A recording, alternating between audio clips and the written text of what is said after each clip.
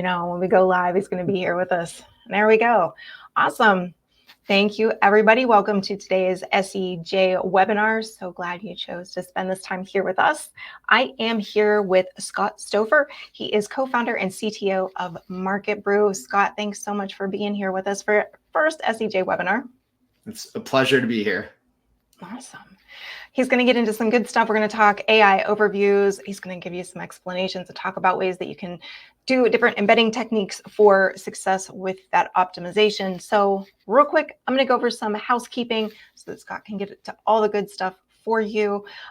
So while I'm running through, use the chat. Let us know where you're coming in from. If you don't know me, I'm Heather. I'm your moderator today. I am in West Virginia, so I'd love to see if there's any other Mountaineers out there today.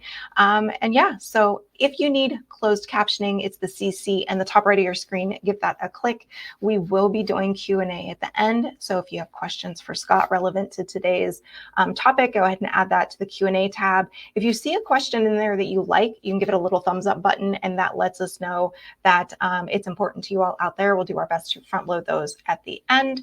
And then before you leave today's call, we will do a short survey. If you can stick around for that, it lets us know how today's webinar went, how we can make them more useful for you. And lastly, you'll receive today's recording and the slides in your inbox. And so with that, I'm going to get out of here. Scott, they're all yours. Okay, thanks, Heather. Welcome, everybody. For those of you who don't know who I am, my name's Scott. I have a background in software engineering for a long time. You can look me up on the internet. There's a whole story of sort of my journey into the world of SEO. I've been building search engines for almost 2 decades now. And, if you're anything like me, this whole AI overviews journey has sort of been one wild ride. The constant changes, the uncertainty, it's sort of been a roller coaster for a lot of people. And I totally understand that. How is this going to roll out? How will it impact what I do? And so the unknowns can be frustrating, especially when you're just trying to stay ahead of the curve in SEO. I've been in your shoes. I felt the same pressures, the same confusion. For someone deeply rooted in the world of search engine optimization, it's been a challenge to navigate this new landscape. So no doubt I understand everybody's perspective. But there's good news. After digging into a lot of the data and testing countless scenarios, I have found a way to not just survive in this new world, but to thrive. And today I'm going to show you what you can do and how we can turn this challenge into an opportunity. So I'm going to dive into sort of the AI overviews of Google as a proxy to discuss this, and we'll get into sort of the understanding of how AI overviews actually work. What are the components behind all of that, and then what can we do to actually affect change and understand what we're doing? Take this uncertainty and turn it into an advantage for ourselves. So let me just start out by talking about AI overviews. So obviously, for those of you who maybe don't know what AI overviews are, it's that new section at the top of Google where we're getting a sort of a context, a chat version, a chat GPT version of Google search results. And a lot of different competitors are offering similar systems. And so that's really what we're going to be focusing on today. If we go into the next step here is really talking about what drives the AI overviews. And really that's based mostly off of what we call large language models, right? So LLMs are the brains behind a lot of the AI technology that we see today, especially when it comes to understanding and generating text. So imagine you're asking a question, right? This is the step 1 in the slide here. And the system starts by finding the most relevant information out there. That's step 2.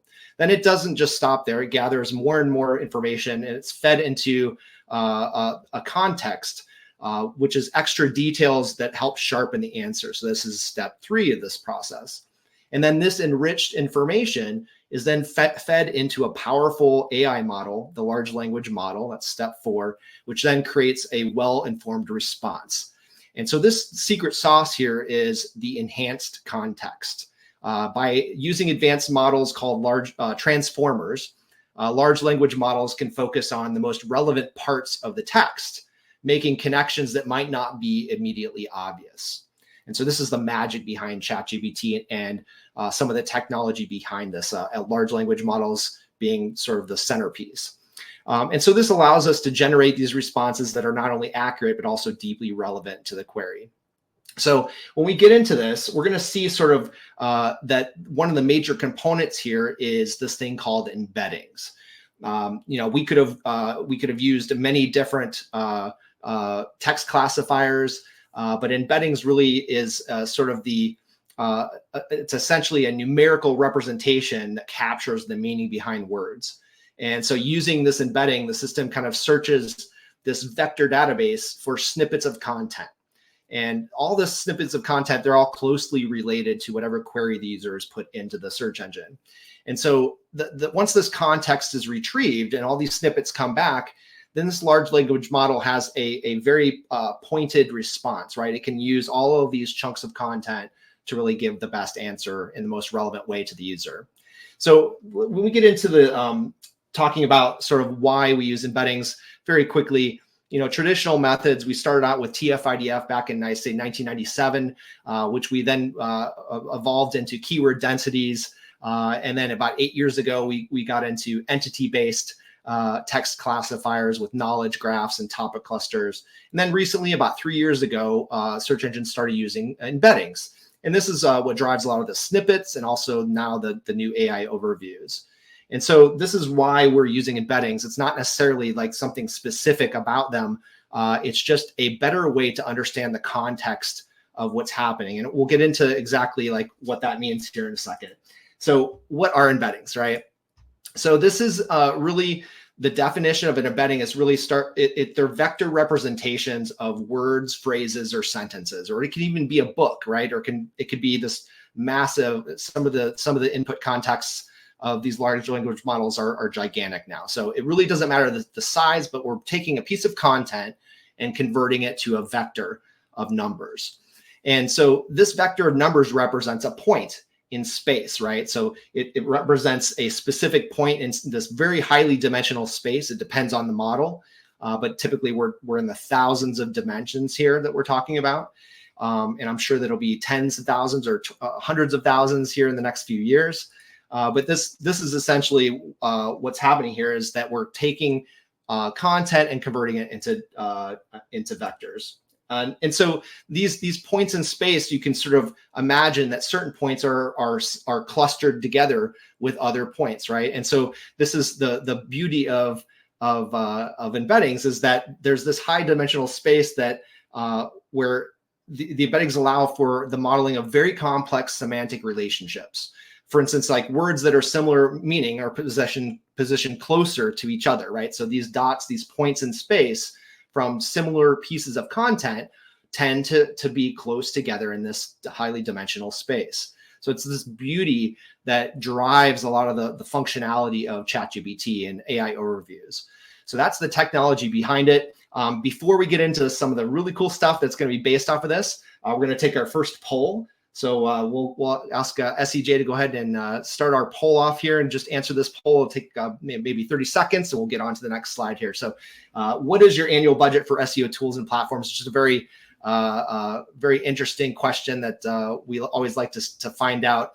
From my perspective, if as you're considering your budget for SEO tools, if your current toolkit isn't preparing you for what's next, then are you just keeping up, right? So like what is your budget for? Are you trying to actually predict what's happening, or are you just sort of reacting? So that really kind of drives a lot of the budget. And then for people that typically rely on more affordable SEO tools, while those tools can be more basic, they often lack the depth and precision needed to truly unlock advanced insights. So that would be my argument towards that. And for those of you who already spend a lot of money on tools, I would just make sure that you focus on accountability, right? There's no way to tie your spend to clear, measurable results. Then there's probably something wrong with that specific spend with these kind of tools, because advanced tools really should have full accountability back to the CEO or the budgeting director that can understand where this money is going and what might likely happen with this money. So anyways, all right, so we got 83% less than 20,000. and 12%, 20 to 40, and then only 5% up above 65K. All right, thank you. All right, so let's get into this idea behind what is using these embeddings, right? So I want to first quickly introduce this concept of BERT, or what we call Sentence-BERT. And so BERT is sort of presented as sort of the original. Sentence-BERT is sort of a variant of the original BERT, which was specifically tailored to create embeddings for entire sentences rather than individual words.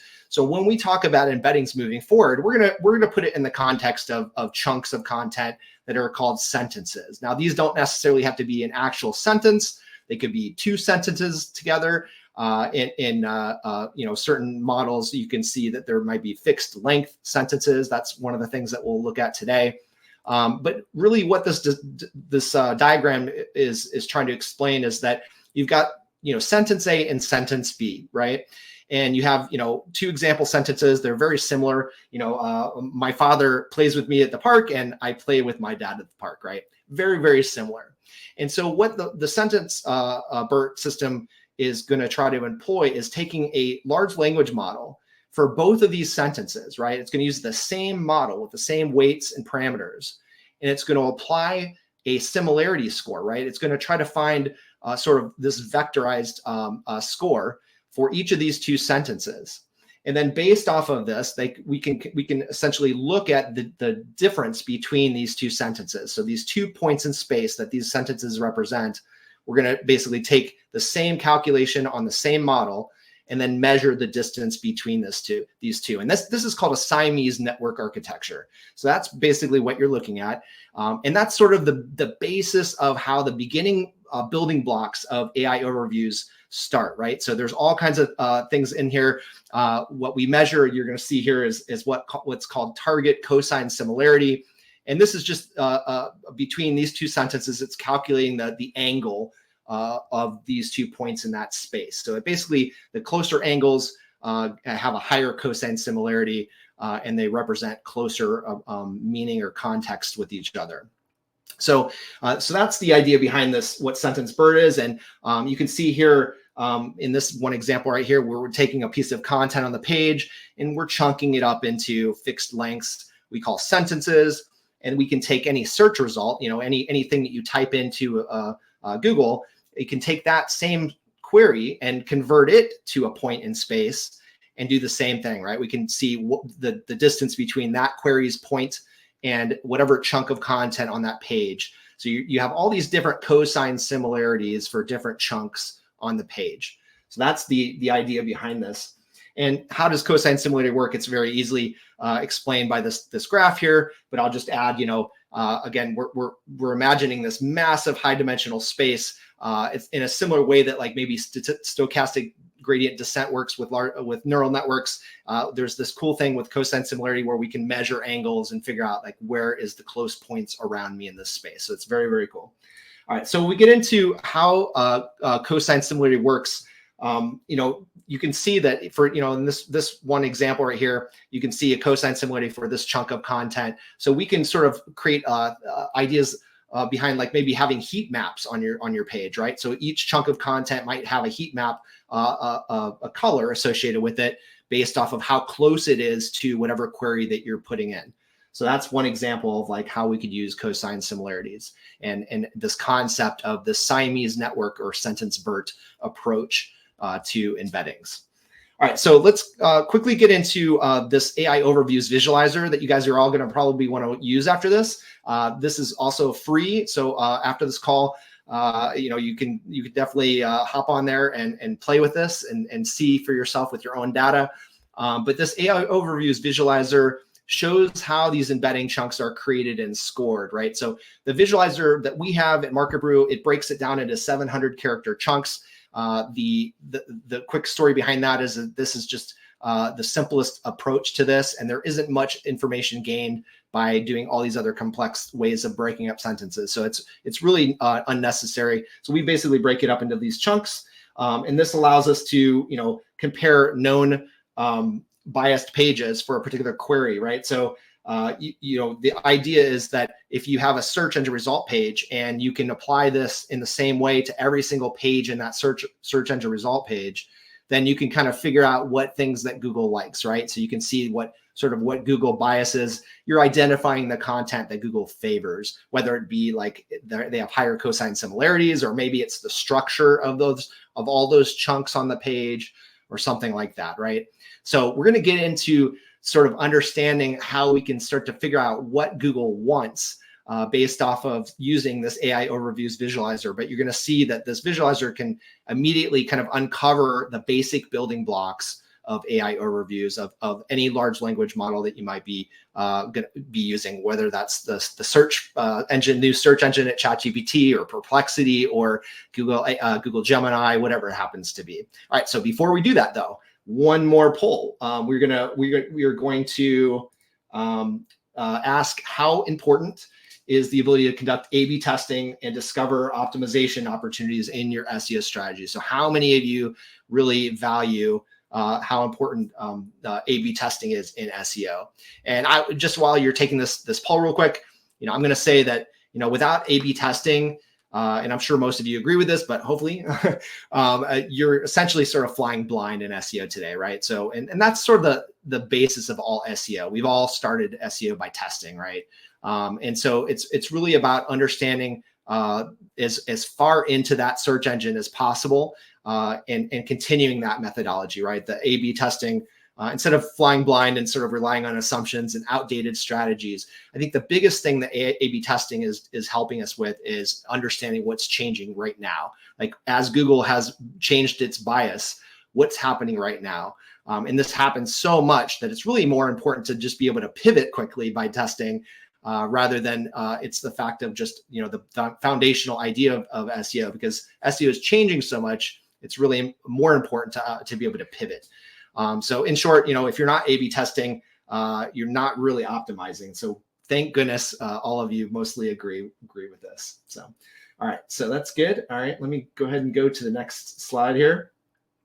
So we're going to get into sort of practical examples of using this visualizer. So when you get on there, you'll put in your URL. It's going to quickly go in there and operate on that page. Within a minute or so, you're going to be able to go back to the visualizer and put in whatever query that you want. So if you're trying to optimize for like a list of keywords, you can try each one. And for each one that you do, you're going to have this heat map sort of in front of you. So you'll be able to see, different cosine similarities for different chunks of content. And this in itself is really cool because you can start to understand it's not just a keyword matching thing, or it's not an entity thing that's happening anymore. It's really a very holistic approach, right? It's taking chunks of content and all the relationships of those words in that highly dimensional space. Each one of those would have a point. So as we do chunks of content, you can sort of see these points are really the averages of all those points in that sentence. And so these really complex relationships you'll start to see here. And so quickly, one of the things you can do with this is that you can click test new content. And that allows you to understand exactly how to change things, right? So you can go in and basically edit the HTML and maybe change that chunk of content to be reworded slightly differently and see how that cosine similarity changes, right? So this is sort of like the sandbox mode. You guys are going to be able to play with this and kind of understand like, oh, these are relevant sections of content, but these are not. Maybe I have too many of these non-relevant chunks of content on my page and I need to kind of refocus this. But the problem is really kind of understanding what to copy, right? And so this is the high ticket item thing that a lot of people end up wanting to answer is that, well, now that I know these embedding structures, well, what does Google like when it comes to an embedding structure? And so for that, I'm going to have to sort of get into the history of search engine modeling just for a few minutes here. Search engine modeling, many of you are probably wondering at this point how much of a factor these embeddings are in Google core results. So to address this, I'm going to get into this and we'll talk about the search engine modeling. I'm actually one of the pioneers in the industry. So we started this. If you go to the bottom of marketbrew.ai and you look at the patent numbers, I encourage you to look those up. They're really cool. All these patents are cited by Google and other SEO tools in the industry. It's this idea of a transparent search engine, right? So we would build a search engine, but not for Google's purpose, but for the purpose of understanding what Google wants. And so it's sort of a feature extractor out of this neural net of Google that we can sort of model all these different areas of the search engine and then figure out what the bias and weight settings are such that our search results produce the same search results as the target search engine. And so we had this a very amazing discovery in 2014. It was a genetic algorithm that allowed us to point our generic search engine to any search results, and it would essentially fill in those bias and weight settings so that our search results now all of a sudden behave like the same thing. And so that's the idea behind search engine modeling. It doesn't have to be the market brew version of this, but the idea that we are trying to break things into a little bit more first principles. And so you can see sort of this AI overviews visualizer. You're going to see a bunch of metrics at the top, like max similarity, right? This would be what is the chunk of content that has the highest cosine similarity on the page. There'll be an average similarity, right? So this is basically looking at all the cosine similarities and taking average of that.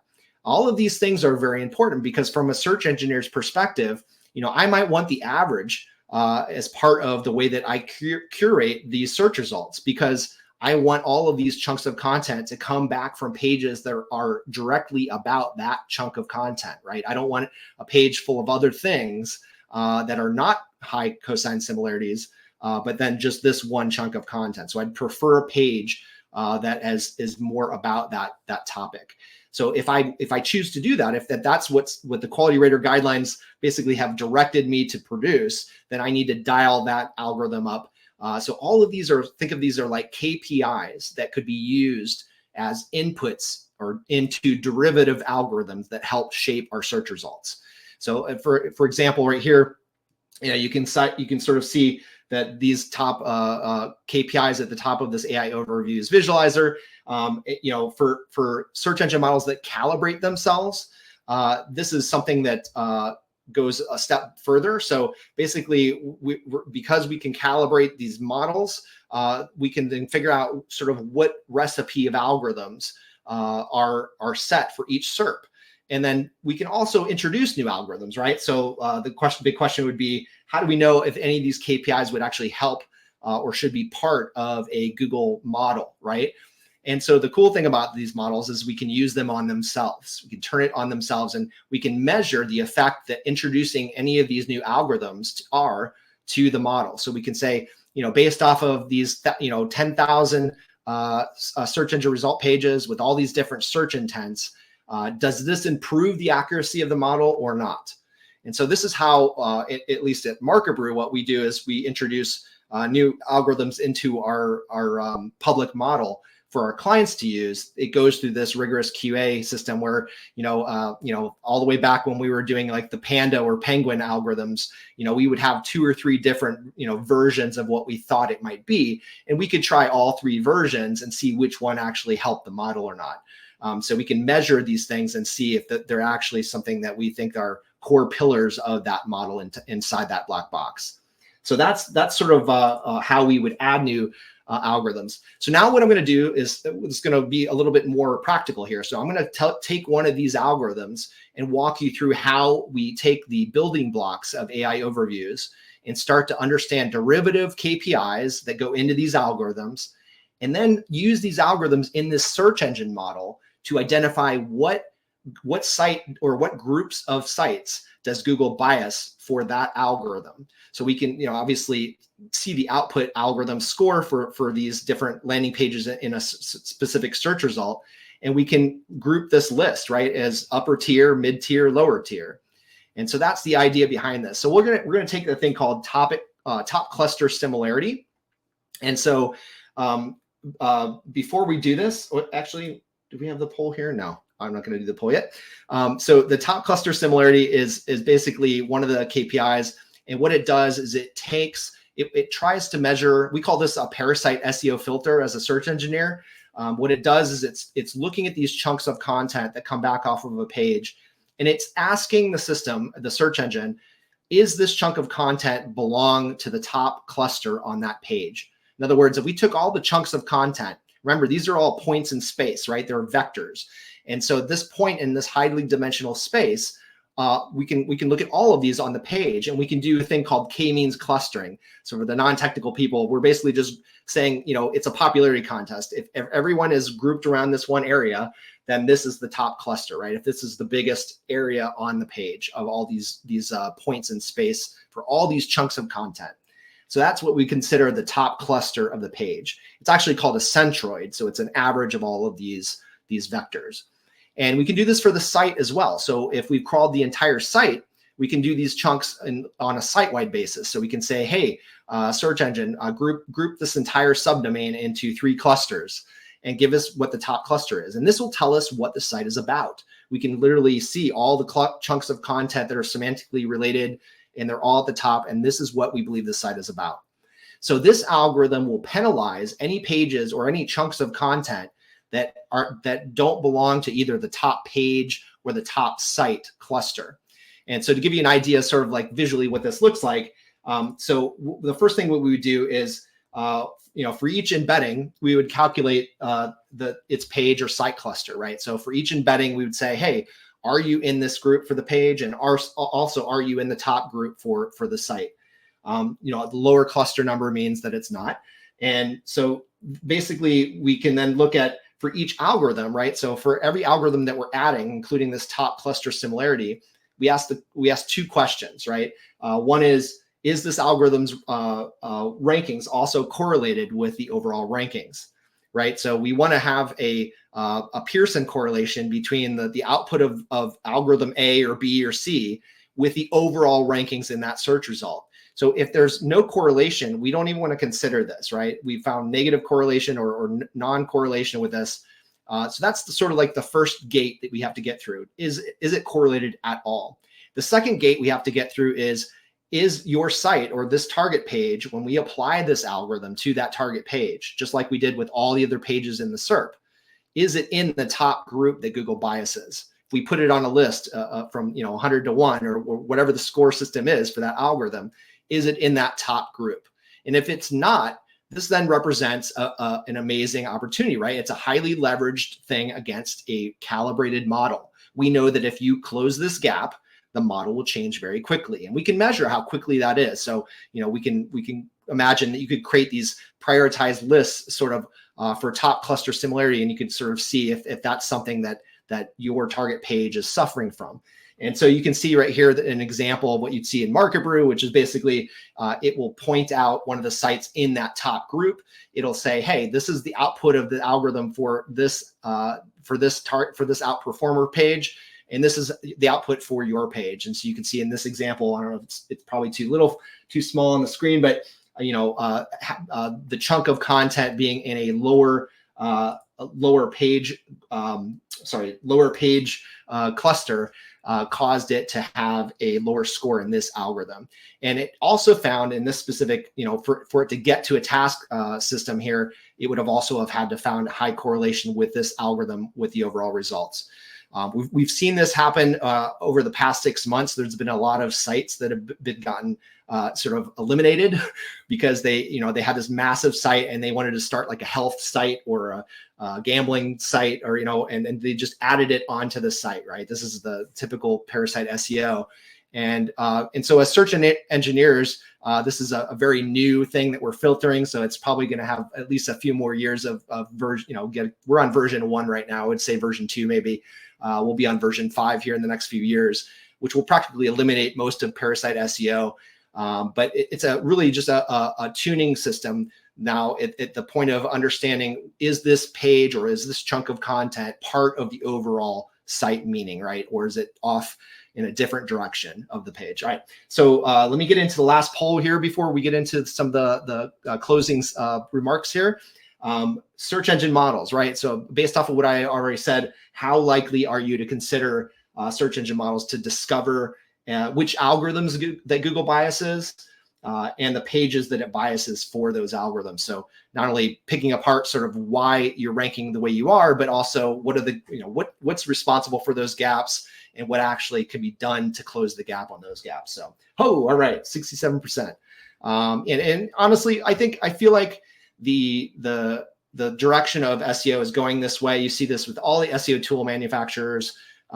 Everybody is focused in on how do we understand and drill all the way down into first principles, right? Because that's really what the whole concept of this original patent by Mark Brew was back in 2006. How do we define a very transparent this black box that's become very opaque because Google keeps taking away all of the measurements, and all we have right now are rank trackers, right? We're just all looking outside the black box, waiting for the results to come out of the black box. How do we kind of go into the black box and understand a little bit more on a fine-tuned scale of, which algorithms are responsible? What am I doing? What is my strategy? How do I align my strategy to what Google is biasing at all times?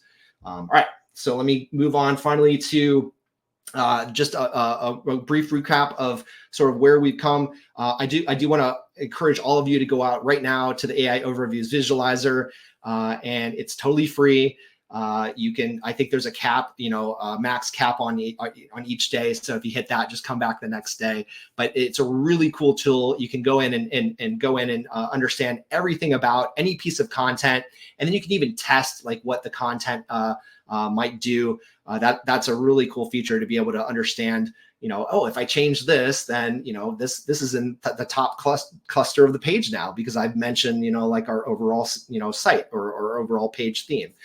There's a lot of different things that will be a light bulb moment for all of you. And I'm really, really grateful to be able to show you this, because I think it's going to help a lot of people, and it could definitely, make or break a lot of situations for those of you. So I'm very excited about that.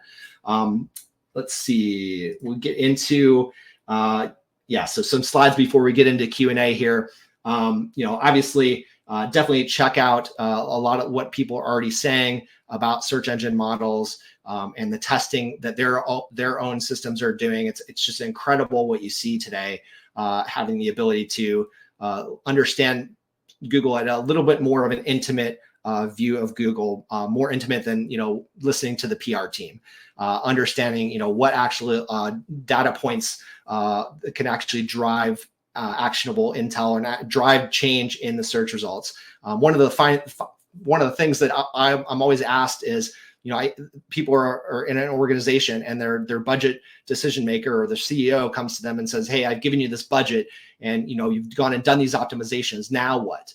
Well, if you can't answer that, now what? Whether it's a model or some point of data that you've measured that you can predict what will happen if you do this or that, you really need to rethink your strategy, right?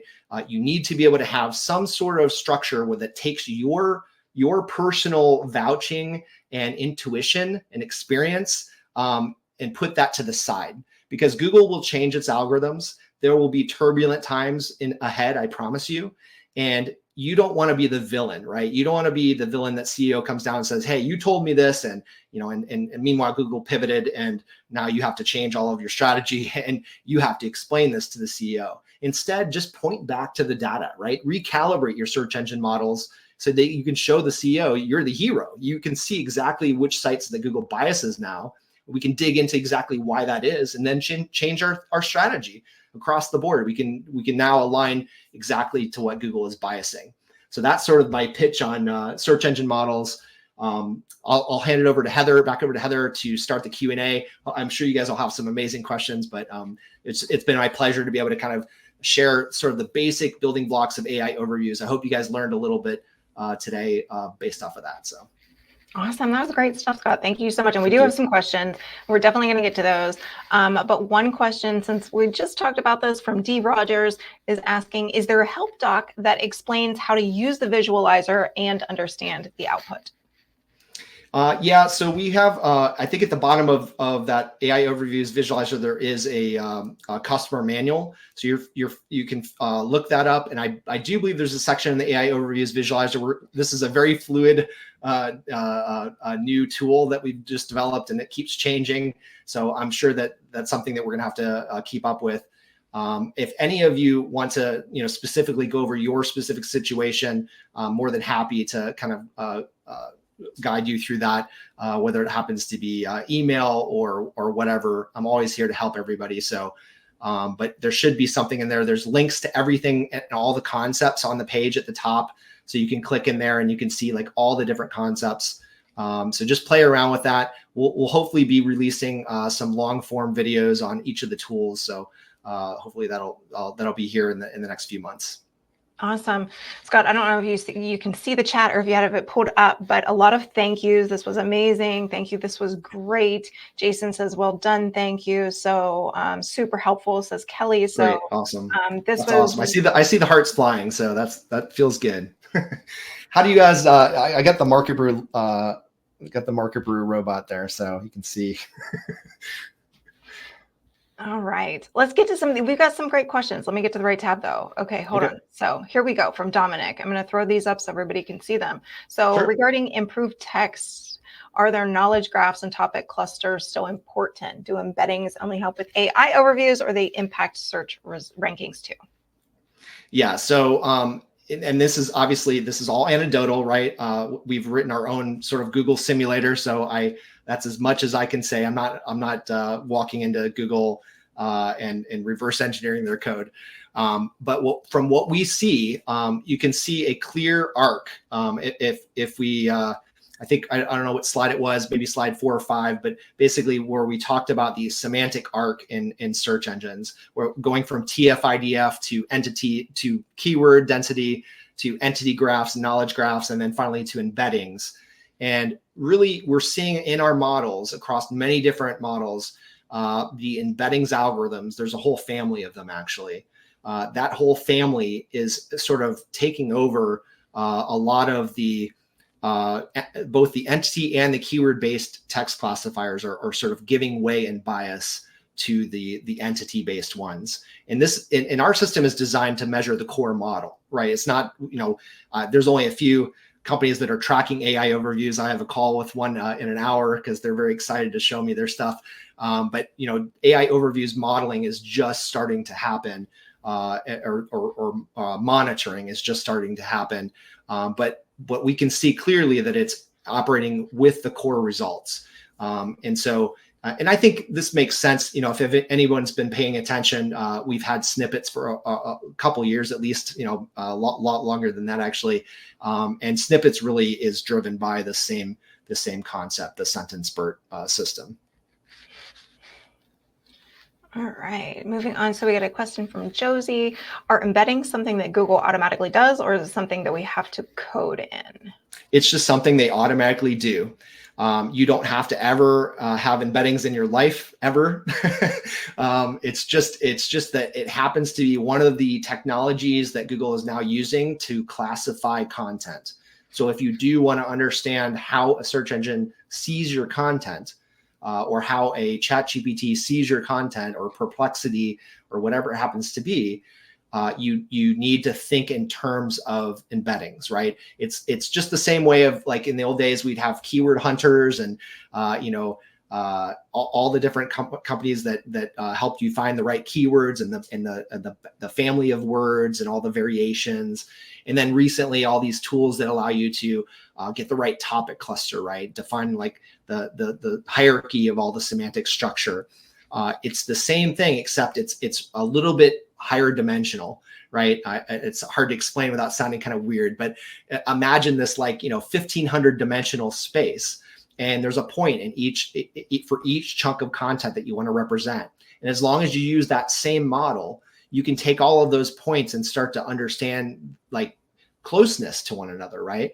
And without having anything to do with like how many number of keywords are in that page, or where they are in the page, or whatever it happens to be. There's just so much more complex relationships, and you'll see in the next 2 to 3, 4, or 5 years a lot of tools that come out of the AI space that will try to extract the features of large language models. I know a team at Uber's been diligently working on this for years. I think Market Brew is really kind of in that group where we're doing it for search engines. So we're feature extracting the search engine large language model or the neural network. I think you're going to find all these other feature extractors, and we're going to be able to pull out such richness out of the content that the SEOs of the future are going to be looking back on the content structure of the past as like, very archaic. The new stuff is just going to be so colorful and the relationships, there'll be so many that we have yet to define. So I hear that. Lots to come. Okay, so Benjamin asks, what tool or process do you recommend for A/B testing, since Google Optimize is gone and other ones do cost a little bit of money? Yeah. So, and just for those of you who know that Market Brew is kind of like has always been on the high end. We do a lot more processing. We process things like a real search engine. So it takes more servers, it takes more processing, takes longer, but you get precise first principles, right? We can build link graphs that show you exactly what a search engine is seeing. But there's many variations in between that work just as good, right? It really depends. The A/B testing tools that you see out there, you just want to focus on ones that have the best data, right? Obviously, everyone's going to have an A/B testing platform that you can do the testing and you can see the results and measure everything. But if you're just basing your testing off of looking at the black box, right? Like looking at the output of the black box, which is just the rankings. Then just keep that in mind, that when you're doing these tests, it's very coarsely grained information.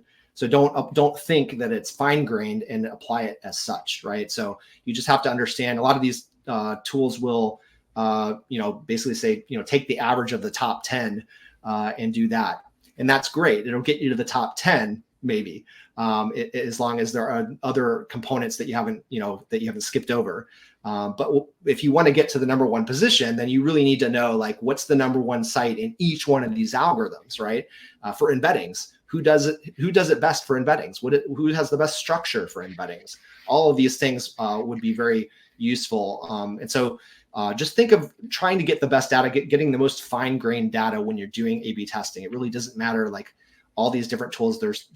It's all better than not doing A/B testing at all, right? So I think that's the key point. So, and there's a couple other questions regarding A/B testing. So I'm actually going to bring another one of these up. So we talked about tools, but like, what are some of the questions around like best practices and like where to get started, some examples? So anything that you can kind of add to that? I mean, you could talk, I would say if you just go to our site, the Market Brew site, or type in Market Brew A/B testing, we have a really great article on this that just goes through all the different, purposes of A/B testing and what you're trying to get out of A/B testing in SEO, because it's slightly different than like something like, if you're doing like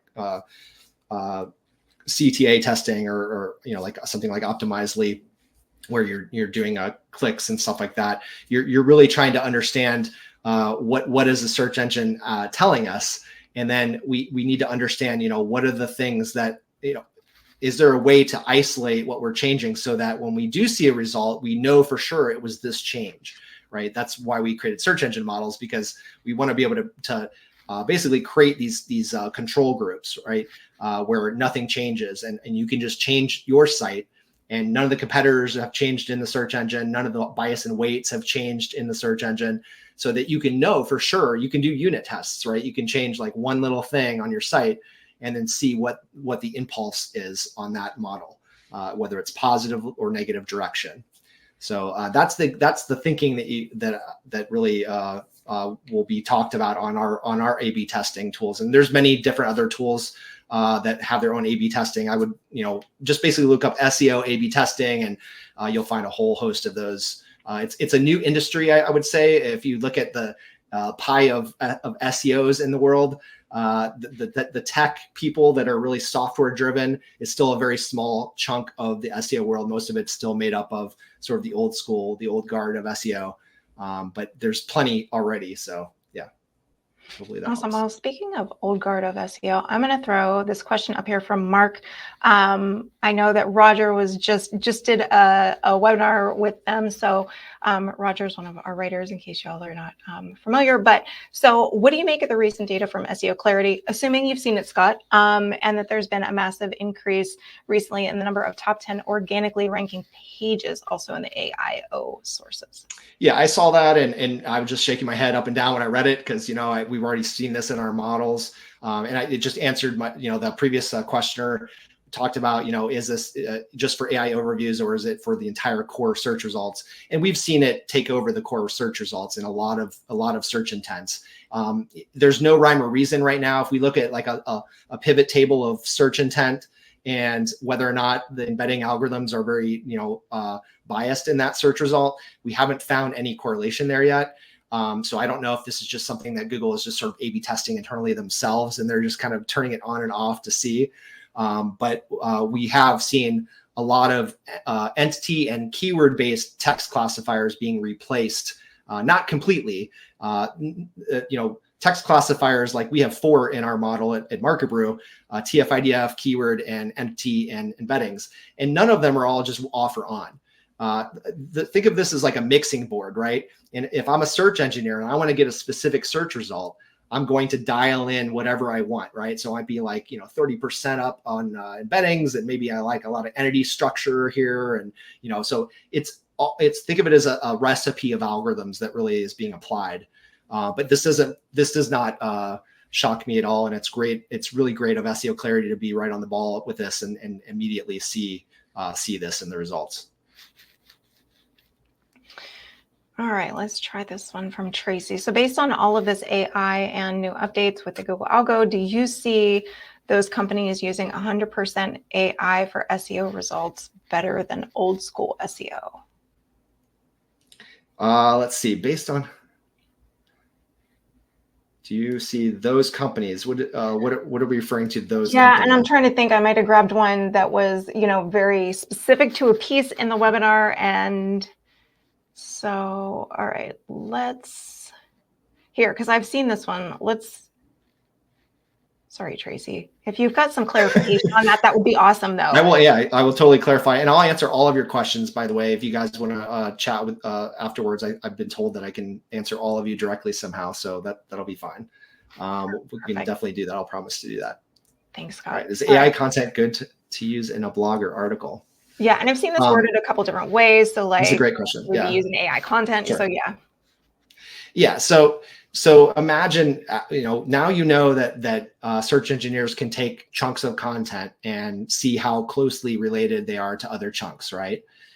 So you can imagine, if the question is, can it detect what AI content is?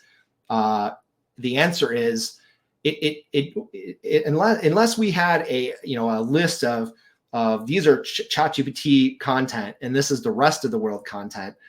So I'm simplifying things here. There's no way to truly discern whether AI generated that content. But what it is able to do is detect AI content that's not been rewritten, right? Because you're going to have thousands of other people generating the same content, whether you think you are or not. And obviously we can get into programmatic SEO guys right now are going, no, you can create like all these different styles and personas, and that way the outputs are all unique, and they're true. But what you're going to see is that the best way to utilize AI content is to start with your own context prompts, right? So do your own research, set the AI up, right? The AI is working for you, right? You're not like just reading AI and doing what it's telling you to do. So you use AI as your employee to essentially, direct what it's doing. And then when it gives you an answer back, maybe combine that with other context and other AI answers, and then get a chain of thought going, right? So you'll hear this a lot in the next couple of years, this concept of chain of thought. And that's really where AI and large language models are going. And what this means is, instead of solving the problem from a zero-shot perspective, just give me a question, I'll give you the full answer, here's the end. What it does is it starts to break down different components of that question. And then it, in a way, is sort of cross-referencing itself as it puts it all back together for a final answer. And so the chain of thought is really something that you should continue using as your strategy as developing AI content. So yeah, I think AI content is good in that perspective. Basically utilizing it to I always joke, because my wife always told me that she was my filter, right? So everything I say, she kind of rewords, and I'm like, oh yeah, that's so much better.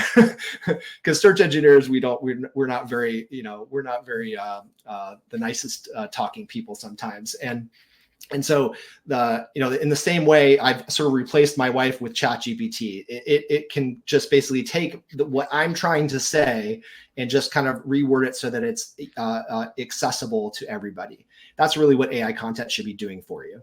So hope that helps. That's a great analogy. Question from Samir, and never did I thought that I was going to say the word cosine, in my adult life, like working. I love it. So does target cosine similarity apply only to Sentence-BERT, or is it a common aspect of text-focused LLMs in general? Yeah, it is. I'm sure there's going to be new methodologies in the future, but as of now, it's not a Sentence-BERT specific thing. It's a large language model specific thing. It's as soon as you have the concept of wanting to take chunks of content and put it into a point in a very high dimensional space, that mathematically lends itself to doing something called the cosine similarity. So it's really the strategy, the concept, starting all the way from the beginning of large language models, where the white paper I don't know, it was 2017. But basically, that drives this concept of having the mathematical calculation end up being sort of measuring angles between points in a space. So it's a generic thing. Yeah. Attention is all you need is what I was referencing, though. For those of you who want to know, go read a white paper called "Attention is All You Need." That started everything with ChatGPT. It started Sam Altman's journey with OpenAI and all this other stuff. So attention is all you need. Attention is all you need. Yeah. So Tim has a site with a huge breadth of content and products, Amazon store. So how do you manage this in the new system? It's the biggest thing that we've seen so you can imagine Amazon, and you can see this also already being done as they have the summary section with the reviews. And so a lot of this could be assumed to be being used within Amazon search results as well. So this would be the same kind of approach. I think the cool thing about embeddings from a search engineer's perspective is that it's sort of the level, it's a sort of a level maker, right? So before Google had, sophisticated knowledge graphs that they had piggybacked off of Wikidata, and, basically built these intricate systems, and, in each region would have to be different, right? You'd have to have a US region or a Europe region or an Asia region. The cool thing about embeddings is it doesn't matter what character set that you're using, which, as a search engineer, you know that you need to support usually around 88 different character sets. And the embeddings doesn't care. It doesn't care what language or character set it is. And so because of this, what's likely to be being used as a text classifier in Google is also the same functionality or system that any of these other systems are going to be using as well. So whether that's an Amazon or any other system that's going to be using kind of a ChatGPT or assistant based, where we're retrieving context windows of data to talk about or to formulate derivative output. So I would say, you can use that AI overviews visualizer to see your copy and content. And that will give you a good idea of understanding how also Amazon will see it as well. All right, I'm going to take this question from Annika, because we actually did a webinar yesterday talking about this. So, and I would love your perspective on this, Scott, but is AIO affecting the number of leads that blogs are generating? I would say, that's a good question. From what I've seen so far, and this is changing it's very volatile right now. And this is partly because the search engineers at Google are still trying to figure this out, right? They're on version 1, version 2. I'll take an example. And this is good that we talked about topic cluster similarity or top cluster similarity as an example in these slides. So if you recall, the top cluster similarity algorithm looks at that chunk of content that it's pulling back from all of these pages, right? Normally it would be using like TF-IDF to pull, in an inverted index, and it just pulls back up all these pages. Well, think of it as pulling back all these chunks of content out of its database. And it's got this huge chunk of content. And then it's also wanting to know it has now the ability to say, is this chunk of content part of the top cluster of the page or the top cluster of the site? Well, because it can do that, you can also envision that a lot of the parasite SEO strategies that these bigger companies were using to shut out the smaller niche sites and the blogs actually are going to get reversed, either if not now, or if it hasn't already started, you can imagine it happening here in the near future. Because search engineers can detect certain, sites that are basically trying to steal all the other niche markets and put them on their site to rank number one for those, that strategy will slowly fade away in time. And in replacing that will be sites that are only about those sections of content, right? So that really kind of, in my mind, favors niche. Now, a lot of people are thinking that that's not the case, but really what you're seeing is the effect of that helpful content update, which has a lot more to do with other algorithms. And so I think embeddings actually could be a positive, but then we go back into like what industry that you're in. So if you're just an informational site, I think you're in trouble because I don't know if anyone's told you this, but information is going to $0 value. Nobody in our generation ever thought that this would be the case, but the value of information is dropping to 0. So in this case, you don't want to have a situation where you're basing your entire traffic off of just providing information. It's really got to be a value add on top of an actual business, right? Or service or something that you're selling, something you're doing. And that the organic component of it is really just the outreach. It's the outreach to the community of explaining all the components that go into what you do and what makes you unique, right? So that's what I would say is it's going to realign what sites are about. It's going to filter away a lot of the how-to sites and really focus on the sites that have something, some product or service, and then on top of that is all their content. And it also, I really do feel like it will help small businesses. I think it will allow this parasite SEO filters that are now available to us because of this technology. Well, you'll start to see this roll out more and more, and you'll see more of a varied search results. It won't be just the same sites at the top every single time. So that's bad news for some of the bigger brands. I know a lot of the boards of the bigger brands have been contacting me and saying, what do we do here? What do we do? And so a lot of them are already panicking. But the idea is that, things are definitely shifting. And so we'll see who's right or wrong here very shortly. Excellent. That was great. All right, let's see. We might have time for another one. Let's see. There's a lot of great questions. We're not going to get through all of them. I'll answer all of them. So please, definitely if you have a question, put it in there. Your way. Let's do this one. I think we kind of touched on it, but does Google accept AI-generated content for ranking and indexing? Yeah, it does. I think everybody that has been playing around with it has noticed that it's worked. I think the thing to be we have already touched on this topic a little bit, but just to add one last thing, if you're doing programmatic SEO, please realize that there's only so much content you can produce given your link graph. In other words, your backlink structure to the site. So if you don't have a lot of link flow or link juice or whatever you want to call it coming into the site, you can only have, you can't just be producing like 10,000 pages just because you can. And so you'll find this out that Google has this system where it measures the average amount of value per page internally. We have a specific metric called average link flow. And it drops below that certain amount. They basically shut off impressions to these pages.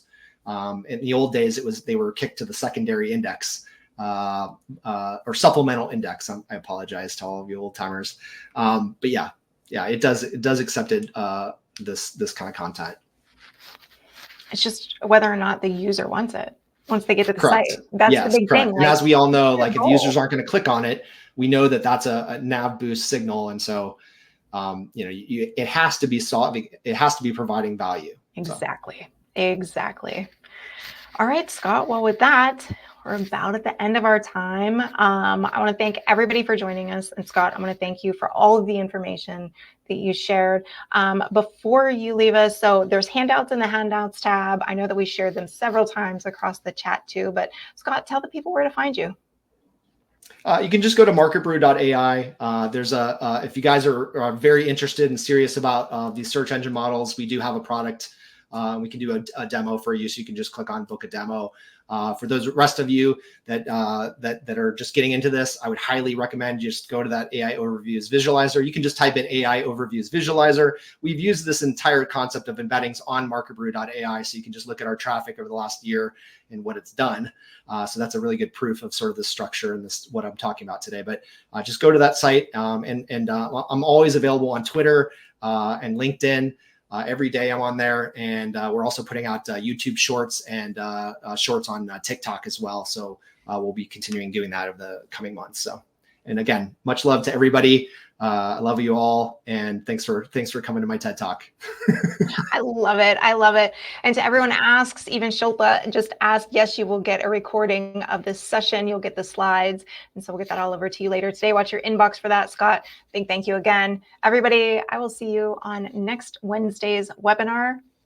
See you next time. Thank you.